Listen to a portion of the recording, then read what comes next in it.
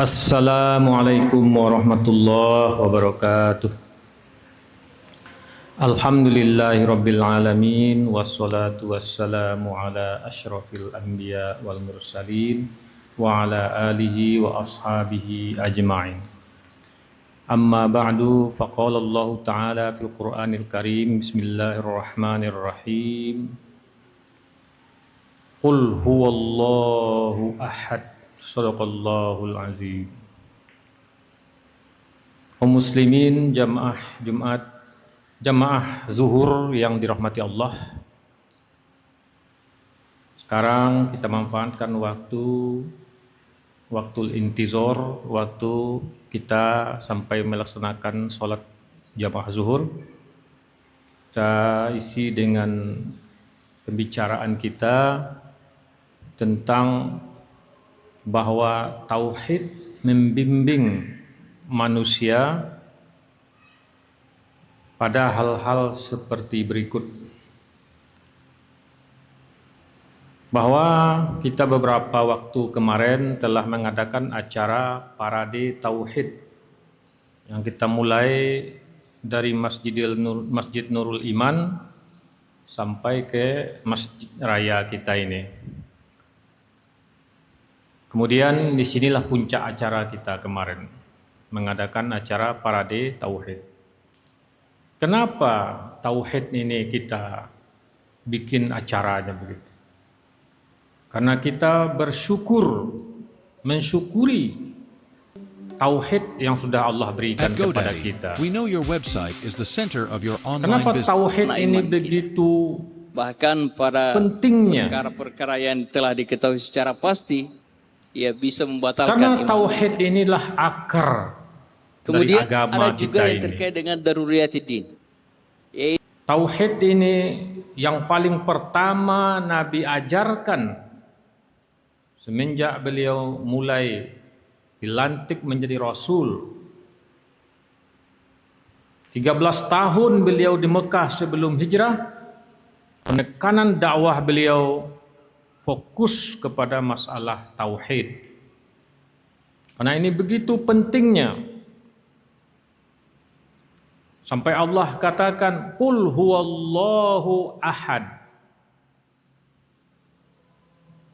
Kenapa kata ahad yang digunakan? Karena kata ahad itu menunjukkan satu-satunya. Tidak ada duanya. Makanya yang digunakan kata ahad. Ahad berarti bukan bermakna yang ke satu. Kalau kita terjemahkan dengan makna yang ke satu, berarti ada yang kedua, ketiga, dan sebagainya. Tapi kata ahad, terjemahannya adalah satu, itu saja.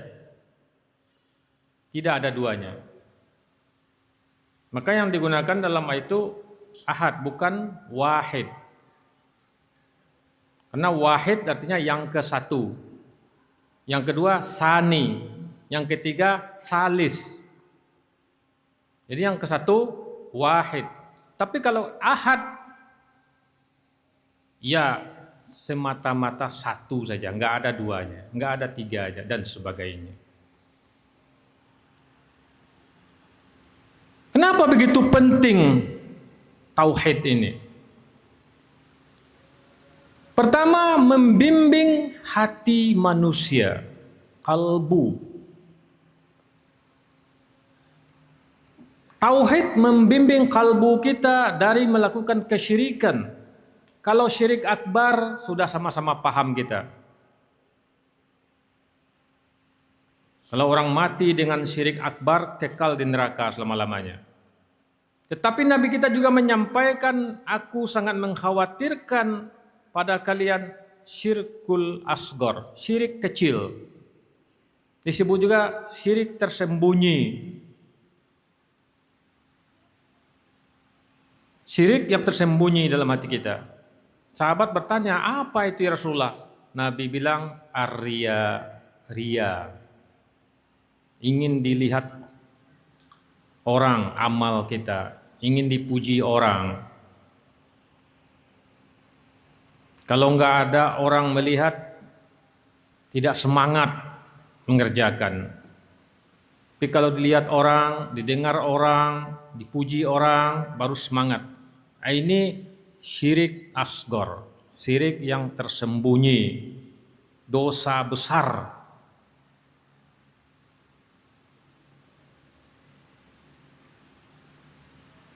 Maka ini perlu kita amati diri kita, kalbu kita. Apakah kita melakukan dosa besar syirik ini atau syirik yang tersembunyi ini? Kadang-kadang kita bisa nggak merasakan, padahal kita melakukan perbuatan syirik yang bernama ria ini. Contoh, kalau kita ingin saf di depan karena ingin dipuji orang, itu ria. Allah nggak akan balas amal kita. Ria. Karena apa? Li ajlin nas, karena manusianya itu, dia bukan karena Allah. Dia berdiri di saf paling depan bukan karena Allah, tapi li ajlin nas, karena manusia, artinya karena ingin dipuji oleh manusia. Maka itu ria. Tapi ada orang yang berdiri paling belakang biar tidak dipuji oleh manusia, juga ria. Kenapa? Awak paling belakang salah. Karena biar tidak dipuji oleh orang, biar tidak dikecian orang soleh, orang taat, jadi awak belakang-belakang. Masih juga karena manusia, itu juga ria. Jadi patokannya karena selain Allah ini. Kalau karena selain Allah kita melakukan suatu amal, ria. Atau orang bersedekah, kalau bersedekah banyak karena ingin dipuji orang, ria. Itu sudah paham kita semua ya. Tapi nggak mau bersedekah karena juga tidak ingin dipuji orang, tidak ingin dilihat orang, nggak mau sedekah, itu juga ria. Kenapa? Karena masih karena manusia. Jadi memang patokannya karena Allah ini semata. Kalau keluar dari karena Allah, ada tambahan karena manusia, inilah syirik asgor yang disebut dengan ria. Jadi makanya mulai sekarang kita amati diri kita. Kita melakukan sesuatu karena siapa? Ya, kita sama-sama merasakan barangkali ya di komplek perumahan awak, orang kinilah sarakaat 2 rakaat malewak lai talambe. Kenapa? Malu ada cali ada masyarakat awak talambe solat. Akhirnya tidak jadi di rumah saya solat lah. Kenapa? Karena di musaji mulai sarakaat. Masih juga karena manusia. Kalau kita karena Allah, kalau memang kita terpaksa terlambat karena keadaan, datang aja. Bahkan Nabi melarang jangan berlari, berjalan biasa saja. Walaupun awaklah semakin terlambat, itu pun dilarang berlari, mengejar sholat, ya, tidak boleh berlari itu. Karena ada efek samping kalau kita berlari-lari nanti lupa niat, sasango adanya, anda khusyuk sholat adanya. Jadi kalau karena benar-benar karena Allah, tidak ada malu, belum ada. Orang pakai jilbab, biasa tidak pakai jilbab. Kini malu kena pakai jilbab. Kenapa? Nanti digalan deh kawan awak. Mati itu masih karena manusia juga. Maka tauhid membimbing kita melakukan apa saja karena Allah semata. Oh, manusia melihat, ya nggak apa-apa, silakan aja melihat. Tapi kita bukan karena itu. Sebab bahaya nanti kalau manusia nggak melihatnya, kita nggak semangat. Nah, ini bahayanya ria ini. Yang kedua, tauhid membimbing nafsu manusia. Bagaimana tauhid membimbing nafsu manusia? Bahwa dalam Al-Quran ada Allah sebut berbagai macam bentuknya. Seperti dalam surah Al-Qiyamah ayat 2. Fala uqsimu bin nafsil lawwamah. Ya. Nafsu yang mencaci dirinya karena dirinya tidak melaksanakan ketaatan. Menyesali diri karena tidak melakukan ketaatan, menyesali diri karena melakukan kesalahan, menyesali diri karena melakukan dosa-dosa. Itu disebut nafsul lawwamah. Masih bagus kalau mau kita menyesali diri karena melakukan berbagai dosa. Tapi yang parah, nafsul ammarah, nafsu yang mengajak kepada keburukan-keburukan, kita ikuti. Jangan. Karena kita yakin Allah melihat diri kita. Kita yakin Allah memperhatikan hati kita. Maka jangan diikuti nafsul ammarah. Nafsu-nafsu yang mengajak kepada keburukan, dosa-dosa dan sebagainya. Kalau nafsul lawwamah masih mendingan. Kenapa? Yaitu nafsu yang berarti mencaci diri, menyesali diri karena melakukan dosa-dosa. Ini membawa ke jalan taubat. Dengan begitu kita bisa bertobat. Dan yang ketiga ada nafsul mutmainnah. Ini yang dikehendaki. Jiwa yang sudah tenang dengan iman dan amal soleh.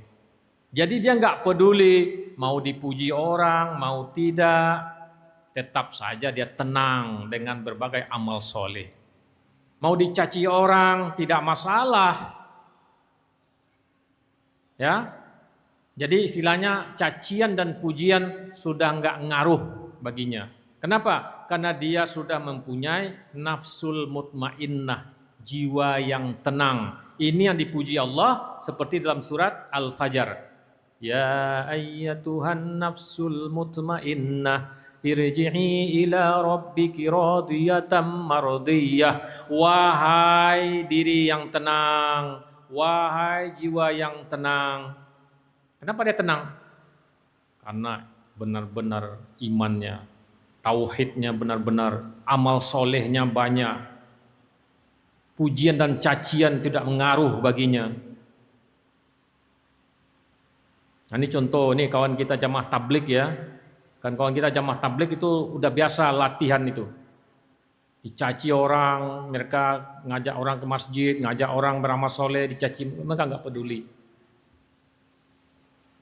Nggak sempat dendam kepada orang yang mencaci, karena hati kami sibuk memikirkan, mengajak semua orang masuk surga. Nah, ini prinsip mereka kan.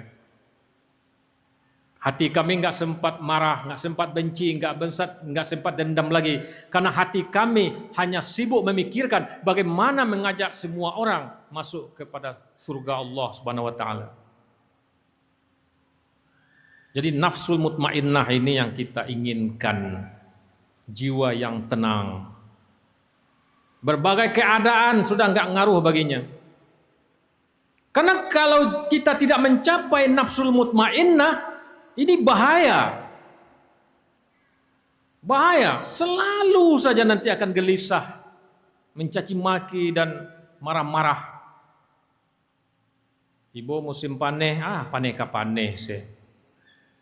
Tiba musim hujan, hujan ka hujan se. Tidak ada yang akan dia syukuri.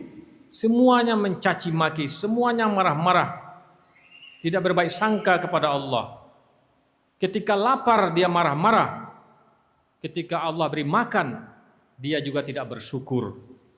Ketika haus dia gelisah, marah-marah ketika Allah beri minum, dia juga tidak bersyukur. Ini bagian dari contoh nafsul ammarah. Tapi kalau nafsul mutmainnah tidak begitu. Dia sudah level tinggi, makom sudah tinggi. Maka kaum muslimin yang dirahmati Allah, kita tiru Rasulullah sallallahu alaihi wasallam. Bagaimana beliau menjalani hidup ini dengan nafsul mutmainnah. Di samping beliau juga punya himmah yang tinggi, semangat dunia, silahkan. Sehingga beliau menganjurkan kita sering baca doa. Allahumma inni as'alukal huda wat tuqa wal afafa wal ghina. Bahkan beliau juga menganjurkan kita minta umur yang panjang dalam ketaatan, minta kekayaan demi untuk bisa beramal sebaik-baiknya kepada Allah dan berinfak dan berzakat. Sehingga disebutkan al-ghina, minta kaya, silakan, boleh. Nabi mengajarkan agar bekerja. Nabi tidak suka melihat orang yang menganggur karena ada himmah. Ada semangat dalam melaksanakan dunia dan akhirat. Begitu juga dalam nafsu syahwatiyah akan melahirkan azimah.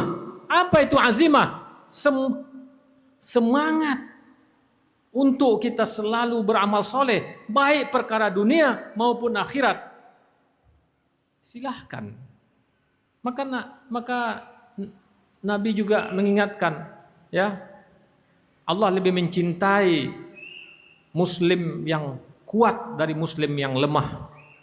Maka silakan kuatkan tekad kita, baik perkara dunia maupun perkara akhirat. Tapi semuanya itu untuk menegakkan amal soleh, menegakkan agama Allah. Maka lihat bukti, Nabi kirim surat ke berbagai raja-raja agar masuk Islam. Ini menunjukkan himmah beliau, menunjukkan himmah dan azimah. Beliau ikut bekerja, berdagang, menunjukkan himmah dan azimah beliau. Tapi semuanya itu lillahi ta'ala dan dengan tujuan bisa melaksanakan agama Islam ini dengan sempurna.